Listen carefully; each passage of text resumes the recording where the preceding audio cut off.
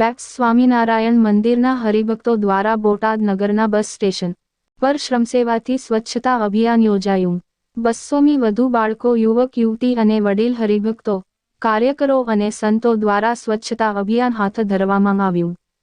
ભારત સરકારની પ્રેરણાથી શુભ યાત્રા સ્વચ્છ યાત્રા પ્રકલ્પ હેઠળ સમાજમાં અનેકવિધ સંસ્થાનો દ્વારા સ્વચ્છતા અભિયાન હાથ ધરવામાં આવી રહ્યું છે, જેમાં સરકારના આ ઉત્તમ પ્રકલ્પ સ્વચ્છતા ઝુંબેશમાં સહભાગી થવા સરકારે દેશની જનતાને કરેલી અપીલના ભાગરૂપે પરમ પૂજ્ય મહંત સ્વામી મહારાજની આજ્ઞાથી બેક્સ સ્વામિનારાયણ મંદિર, બોટાદના હરિભક્તોએ આજરોજ પ્રભાતે 9 વાગ્યાથી 12 વાગ્યા સુધી શ્રમદાન કર્યું હતું, જેમાં બોટાદ શહેર સંતસંઘ પ્રવૃત્તિ અધ્યક્ષ પૂજ્ય વિનમ્ર સેવા દાસજી સ્વામી તથા પૂજ્ય પ્રિયકીર્તન સ્વામી અને વરિષ્ઠ કાર્યકરોના માર્ગદર્શન હેઠળ 200મી વધારે સંખ્યામાં બાળ બાલિકા, યુવક યુવતી તથા વડીલ હરિભક્તોએ અને કાર્યકરોએ શ્રમ સેવામાં ભાગ લઈ સ્વચ્છતા અભિયાનને સફળ બનાવવાનો પ્રયત્ન કર્યો હતો। બોટાદ નગરના વિવિધ સત્સંગ મંડળોના કાર્યકરો અને હરિભક્તોએ બોટાદના ધોરીમાર્ગ પર આવેલ બસ સ્ટેશન પર સ્વચ્છતા સેવા કરી રાષ્ટ્રને અંજલિ અર્પણ કરી હતી, તેમજ બોટાદના વિવિધ માર્ગો પર રેલી યોજી સ્વચ્છતા જાગૃતિ અંગે સૂત્રોચ્ચાર કરી લોકોને સ્વચ્છતા પ્રત્યે સજાગ થવા પ્રેરણા આપી હતી।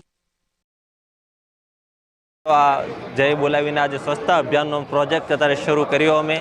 સાથે સાથે આજે બસ સ્ટેન્ડની સફાઈનો કાર્યક્રમ એટલા માટે કર્યો છે કારણ કે મહંત સ્વામી મહારાજ એમને સ્વચ્છતા ખૂબ જ ગમે છે અને એમનો આદેશ આવ્યો છે કે ભાઈ બધા આવા જાહેર સ્થાનોની સ્વચ્છતા કરવી। તો આજે બોટાદ ખાતે બસ સ્ટેન્ડનો સ્વચ્છતાનો કાર્યક્રમ અમે કરી ચૂક્યા છીએ। બસ સ્ટેન્ડની અંદર ખૂબ જ સારામાં સારી સ્વચ્છતા કરી, પણ સ્વચ્છતા કરવી એટલે આપણા મનમાં એક જ હોય કે માત્ર સફાઈ કરવી, પણ એવું નથી। આજે બધાને કાયમ માટે પ્રેરણા પ્રાપ્ત થાય એના માટે રેલીનું આયોજન કરવામાં આવ્યું છે। બસ સ્ટેન્ડને ઘર અને મંદિર જેવું પવિત્ર બને એના માટે અહીંયા ચારે બાજુ સ્વચ્છતાનો કાર્યક્રમ થયો છે।